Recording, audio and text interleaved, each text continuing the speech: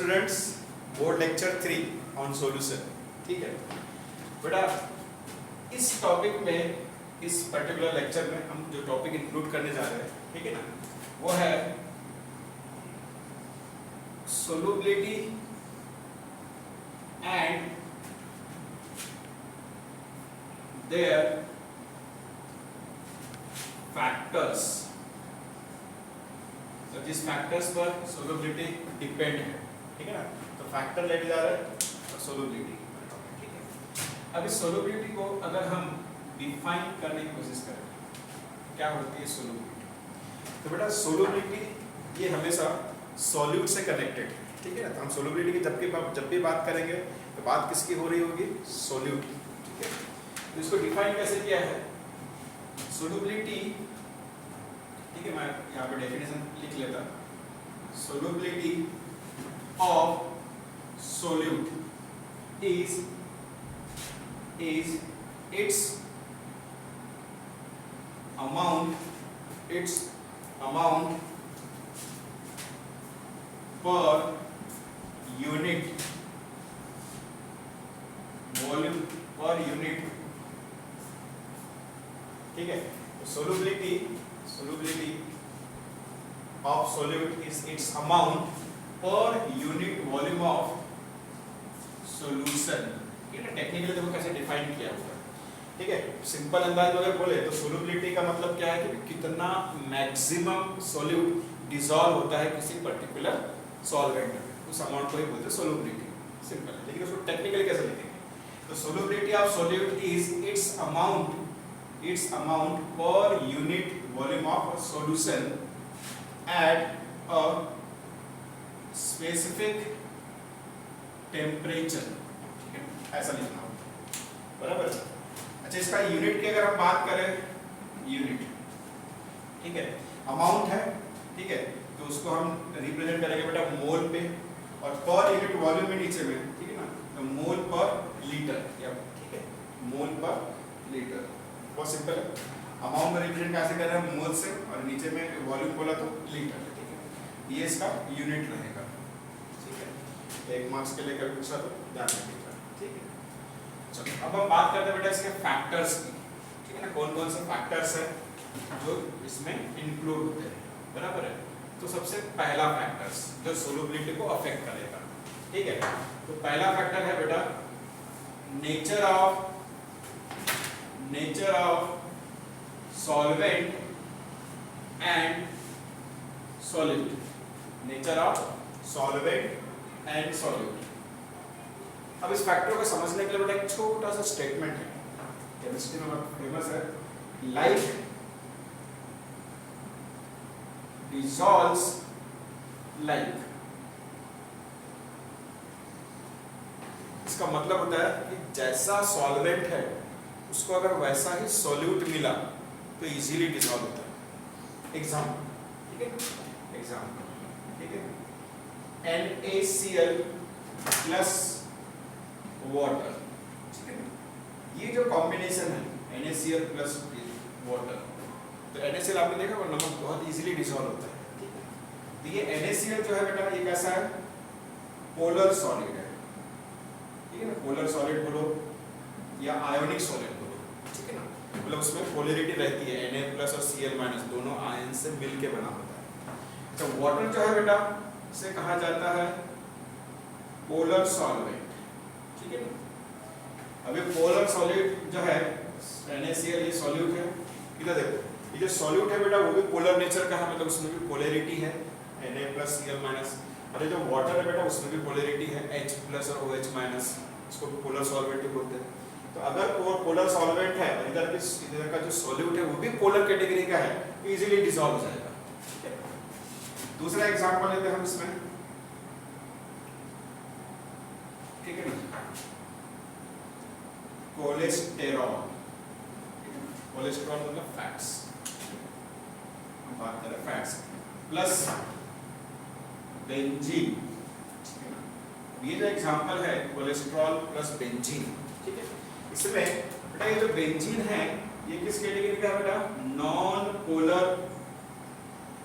Solvent. ये किस category का है? Non polar solvent. और ये जो फैट्स है बेटा, इसका भी ब्रेकअप, इसमें आयंस वगैरह नहीं होते, ठीक है ना, इसे भी कहा जाएगा नॉन पोलर सॉल्वेंट। ऐसा तो अगर इधर का नॉन पोलर सॉल्वेंट है तो उसमें डिजॉल्व होने वाला सॉल्वेंट भी नॉन पोलर चाहिए।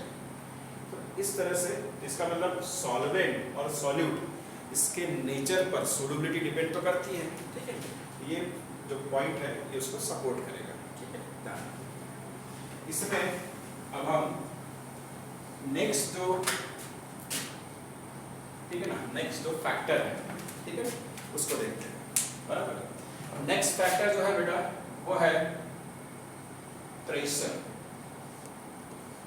नेक्स्ट फैक्टर क्या है बेटा? प्रेशर, ठीक है। अब इस प्रेशर में, ठीक है, मान लो अगर लिक्विड में डिसॉल्व होने वाला सॉल्यूट अगर सॉलिड है, सॉलिड फॉर्म में है, ठीक है, तो बेटा प्रेशर जो है, प्रेशर अगर हम अप्लाई करेंगे तो ठीक है ना, प्रेशर का कोई impact, no effect on solubility, no effect on solubility. क्या बोला मैंने? सॉलिड अगर है सॉल्यूट, तो अगर प्रेशर अगर अप्लाई करते हैं आप, प्रेशर अगर आपने अप्लाई किया तो कोई भी इम्पैक्ट नहीं मिलेगा। क्यों? क्योंकि बेटा ये जो सॉलिड जो है ना, ये कैसा होता है? ये होता है बेटा हार्ड, और उसके बाद में कैसा होता है? ये इनकम्प्रेसिबल। तो ट्रू सॉलिड होता है तो कैसा होता है? हार्ड और इनकम्प्रेसिबल, मतलब उसको हम कंप्रेस नहीं कर सकते, ठीक है ना।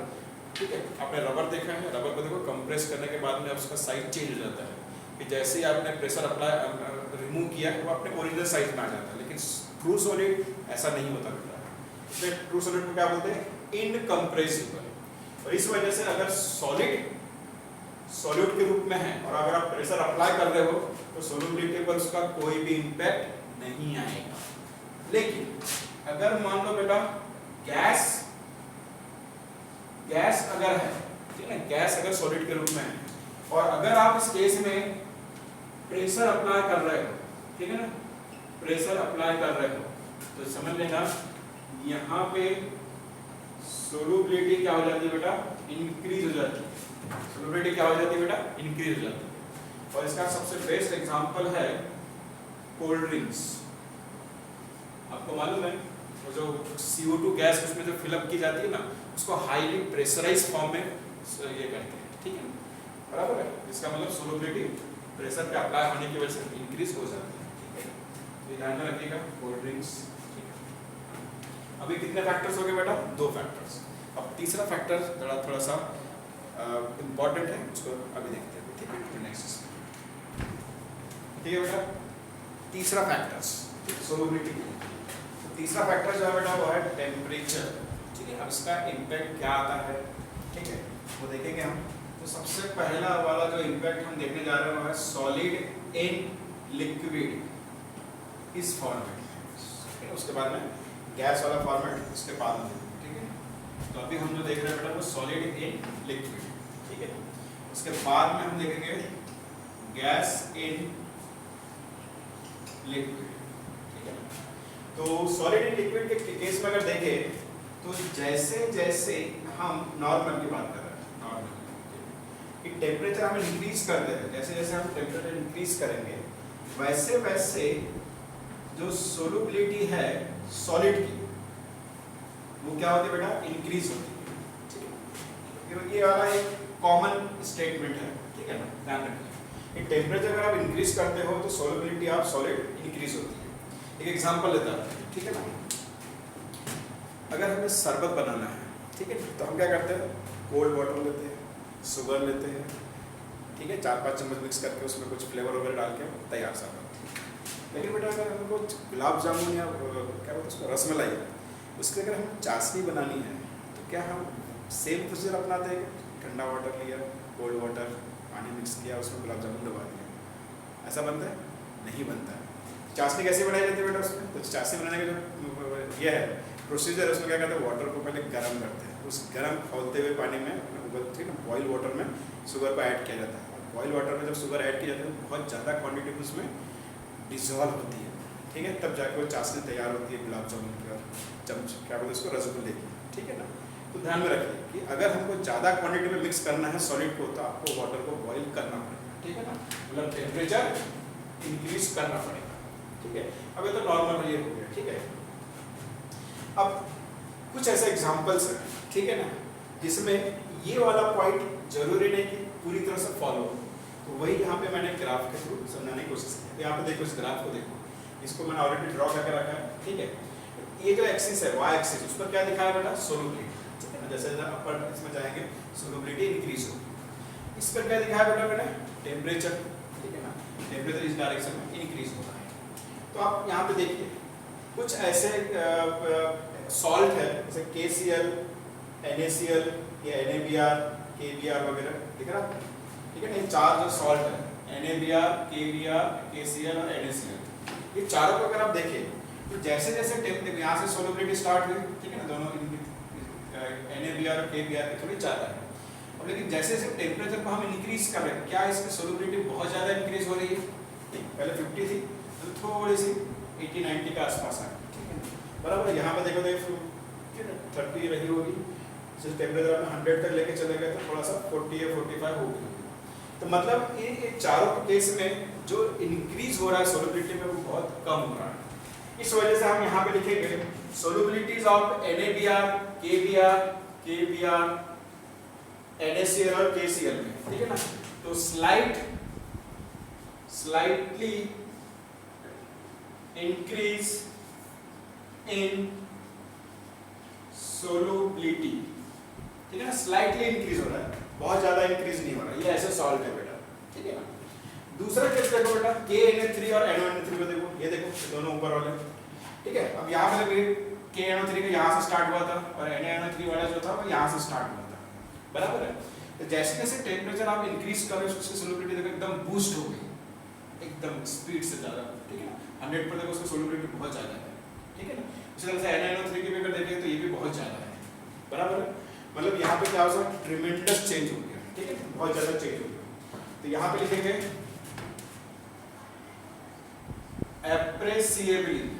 एप्रेसिएबल, मतलब बहुत ज़्यादा, ठीक है। तो एप्रेसिएबली इंक्रीज इन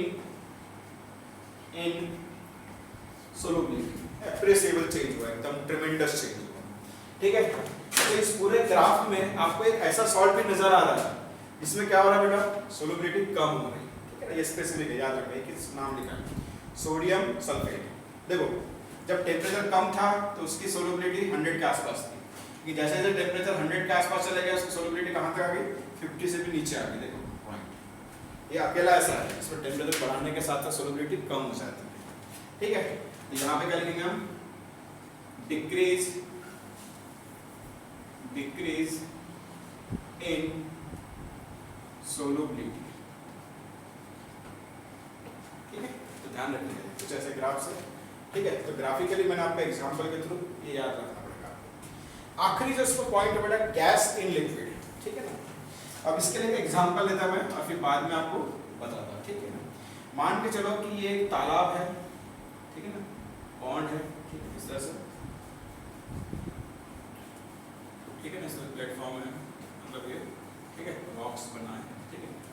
अब इसमें, ठीक है, ध्यान से देखना, इस पॉन्ड में, ठीक है, वाटर दिखा दिया मैंने, बराबर, क्या बोला इसको, पॉन्ड, एक तालाब है छोटा सा पानी का, ठीक है। और मान के चलो कि आप में से कोई यहाँ पे, ठीक है, बैठा हुआ है, ठीक है। अब इस बंदे ने क्या किया, फिश हुक लिया है, हुक, और इस तरह से फिश हुक यहाँ पे इंट्रोड्यूस करके रखा है। तो ये जो है इसको हम नाम दे देते फिश हुक, ठीक है। अब फिश बना देता है,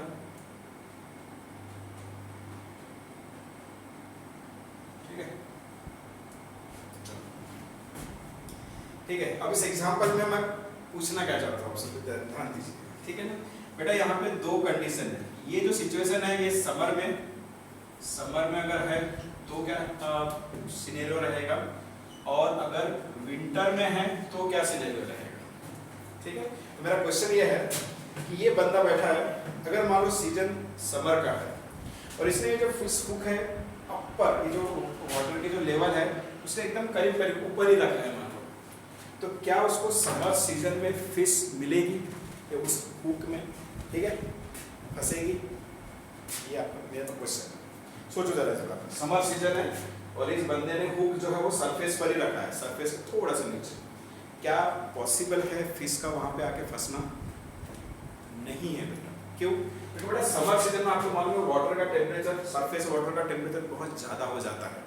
उसकी वजह से क्या होता है, उसमें जो डिजॉल्व ऑक्सीजन जो रहती है बेटा वो वेपराइज होकर बाहर आ जाती है। इसका मतलब इस मरीन एनिमल्स, एक्वेटिक एनिमल्स को डिजॉल्व ऑक्सीजन नहीं मिलेगा तो ये अपने रेस्पिरेशन के लिए क्या होता है, पॉन्ड के एकदम बॉटम तक चले जाते हैं और बॉटम में ही रहते हैं ताकि उनको डिजॉल्व ऑक्सीजन ज़्यादा मिले। मतलब समर सीजन में उसको फिश तो नहीं मिलने वाली। हाँ, विंटर सीजन अगर है और इसी पोजीशन में बैठा है वो सरफेस पर ही उसने हुक रखा है, तो विंटर अगर सीजन है बेटा तो उसको फिश यहाँ पे सरफेस पर ही मिल जाएगी, ठीक है ना, उस वेट कर बराबर है। क्यों? क्योंकि विंटर सीजन में बेटा सरफेस वाटर का टेम्परेचर कम रहेगा तो डिजॉल्व ऑक्सीजन ज़्यादा क्वांटिटी में रहता है और इस वजह से फिश वहाँ पे बिल्कुल डेफिनेटली मिलेगी।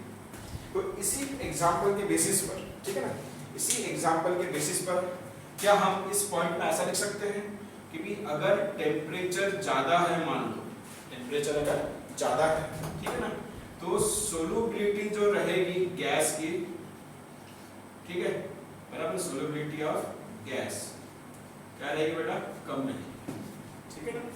ये पॉइंट आप ध्यान में रखो। यहाँ पे क्या हो रहा है सॉलिड वाले केस में, यहाँ पे सॉलिड वाले केस में क्या हो रहा है, टेम्परेचर अगर ज्यादा है तो सोलुबिलिटी ज्यादा है, लेकिन गैस वाले केस में क्या हो रहा है, टेम्परेचर अगर ज्यादा है तो सोलुबिलिटी ऑफ गैस कम हो जाती है, ठीक है। ये पॉइंट वाले एग्जांपल उसमें ध्यान रखिएगा। तो ये था बेटा पूरा इस चैप्टर का इनिशियली पार्ट, ठीक है ना। तो यहाँ पे हम इसको लेक्चर को कंक्लूड करते हैं और नेक्स्ट फिर लेक्चर नंबर 4 में इसके आगे का टॉपिक हम कवर करेंगे।